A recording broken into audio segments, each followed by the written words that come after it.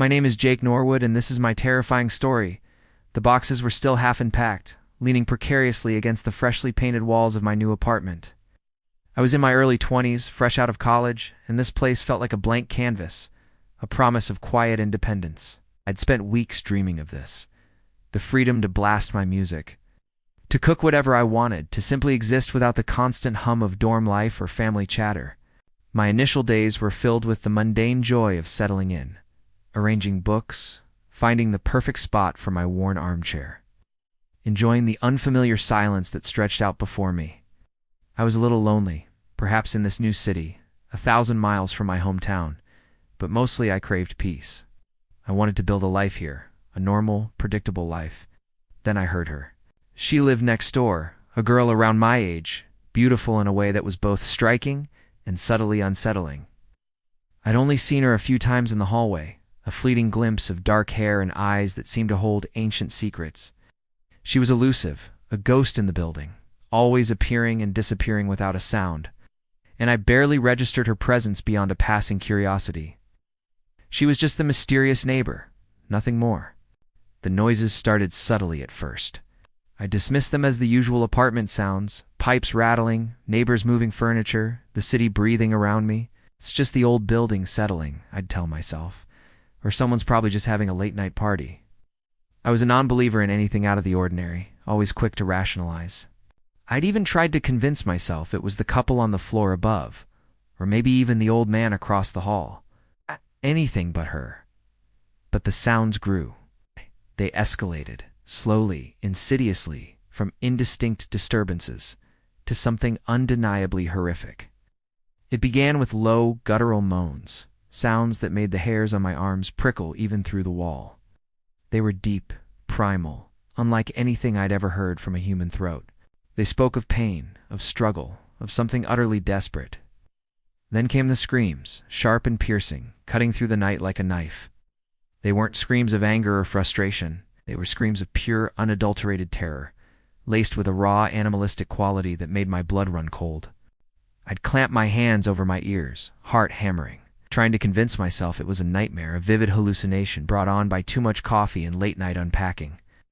I'd pace my small living room, peering through the peephole, half expecting to see flashing police lights, but there was never anything. And then, the worst of it, a wet, sickening gurgle, followed by a silence so profound it felt heavier than any noise. The sound of curdling blood.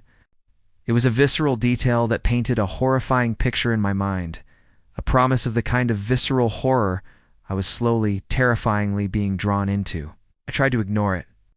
I blasted my music louder, put on headphones, even slept with a pillow over my head. I told myself it was a bad dream, a vivid imagination, anything but what my gut screamed it was. But the sounds seeped into my waking hours, echoing in my mind even when the apartment next door was silent. My peace, my quiet independence, was a mirage. Something sinister was creeping just out of view, and my attempts to rationalize it only amplified the dread. My sanctuary was becoming an inescapable trap. The turning point came after a particularly harrowing night. The screams had been louder, more desperate, followed by a chilling, drawn-out silence that left me trembling in my bed, staring at the shared wall as if it might suddenly bleed. I couldn't pretend anymore. My initial curiosity had morphed into an unhealthy, dangerous obsession. I needed proof, not just for my own sanity, but because a part of me, a naive, foolish part, thought that if I had evidence I could bring this horror to light, that external authorities could fix it. I wanted to understand, to make sense of the madness, even if it meant risking everything. My desire for a normal, peaceful life was being challenged, and I felt compelled to confront the source of the disruption. That's when I made the conscious decision. I would record her. It wasn't an accidental stumble into danger. It was a deliberate choice, a crossing of a threshold into a new reality where monsters existed. I bought a high-sensitivity microphone and a discreet camera, rigging them up near the shared wall, hidden behind a bookshelf. The act itself was clandestine, furtive, and with it came an immediate, pervasive sense of paranoia. Every creak of my floorboards, every shadow in my peripheral vision, felt like a watchful eye. My home, once a haven, became a surveillance hub, and my life began to revolve around the disturbing sounds emanating from the wall. My self-preservation instincts were systematically ignored, leading me deeper into peril. My obsession deepened with every passing day. I spent lonely hours watching the grainy footage, listening to the muffled audio, dissecting every sound, every shadow.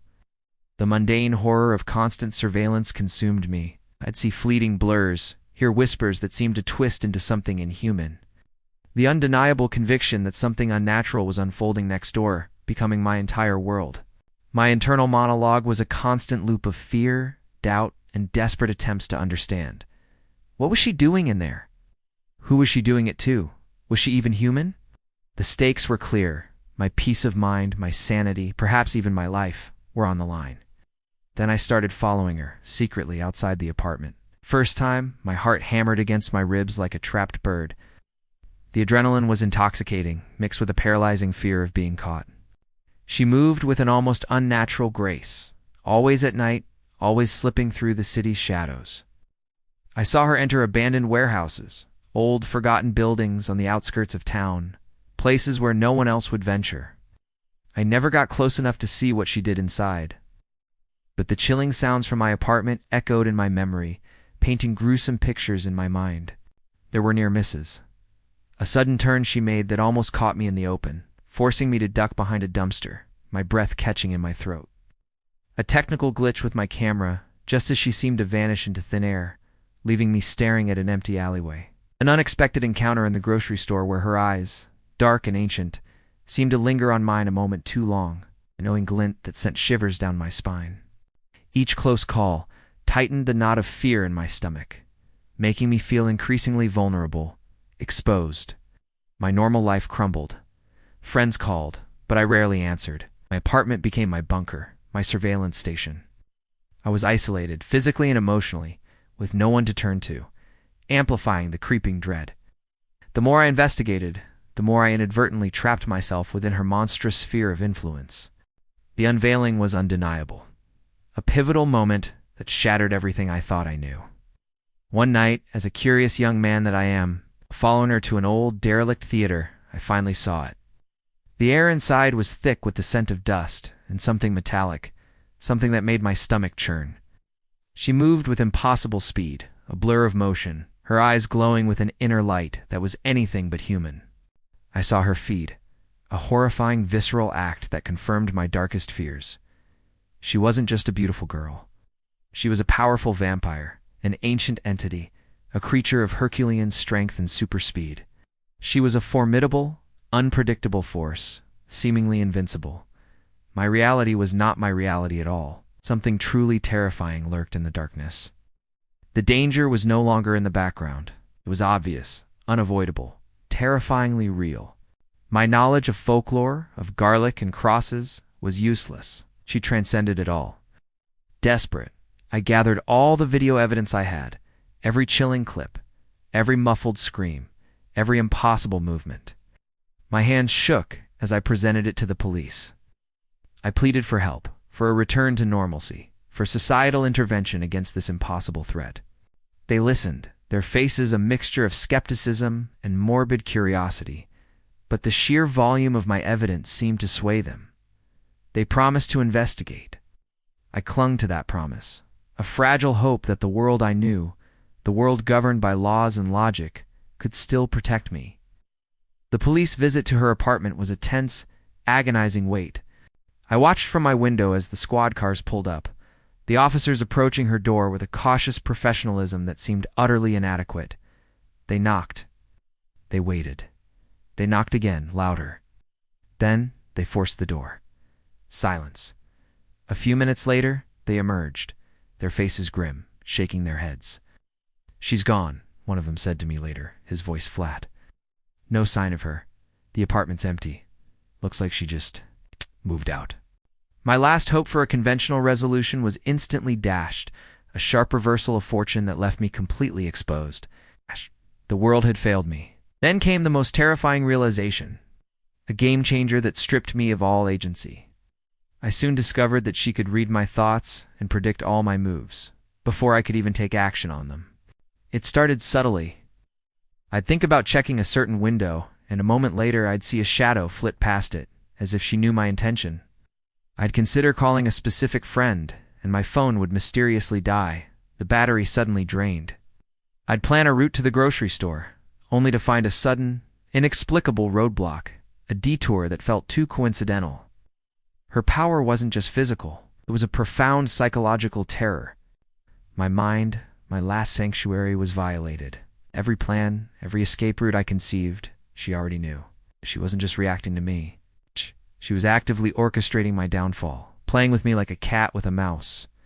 This ability, an intensification of a human psychic gift, made her an almost omniscient, unbeatable force. The police couldn't touch her. Human systems were utterly incapable of comprehending or controlling her. This profound realization amplified the stakes, making the threat absolute and my struggle entirely my own, devoid of any external recourse. I was utterly helpless, my will and autonomy nullified. My apartment, once a sanctuary, had become a psychological prison. The climax came one night, a night I had dreaded but knew was inevitable.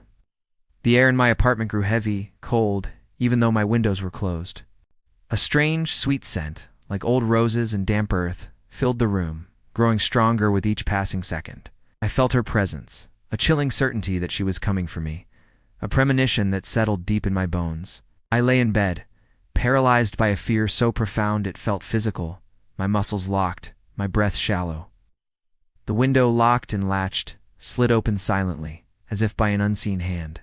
A shadow detached itself from the deeper darkness outside, coalescing into her form. She moved with a predatory grace, her eyes glowing faintly in the gloom, fixed on me. I couldn't scream, couldn't move. My heart hammered, a frantic drum against my ribs, a desperate rhythm against the silence. She leaned over me, her scent now stronger, intoxicating, her face a mask of serene power. Then the sharp, searing pain.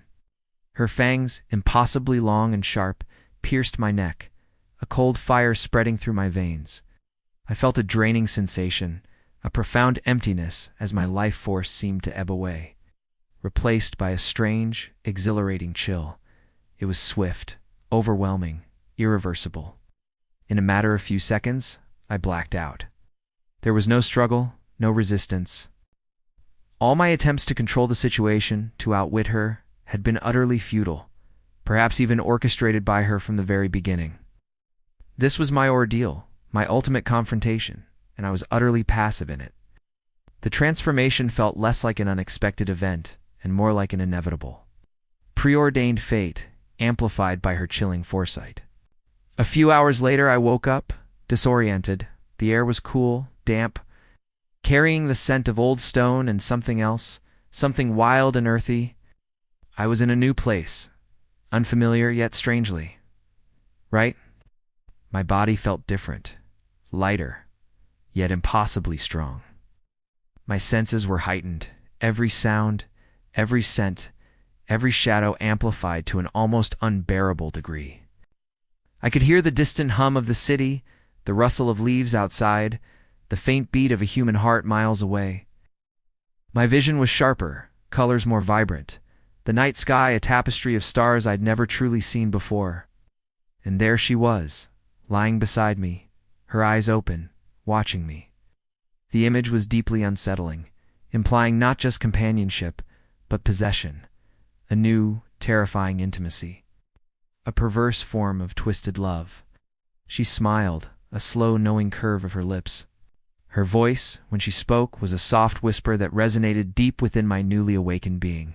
A sound that felt like it was coming from inside my own head, a thought rather than a spoken word. "You are just like me now." The words hung in the air, a resolution to the immediate plot, but a profound lack of resolution for my human life. It was a fate worse than death for the person I had been, but simultaneously the beginning of a new, terrifying reality for the transformed creature I had become. The fear of the unknown had not merely been confronted. It had taken root within me, forever altering my existence.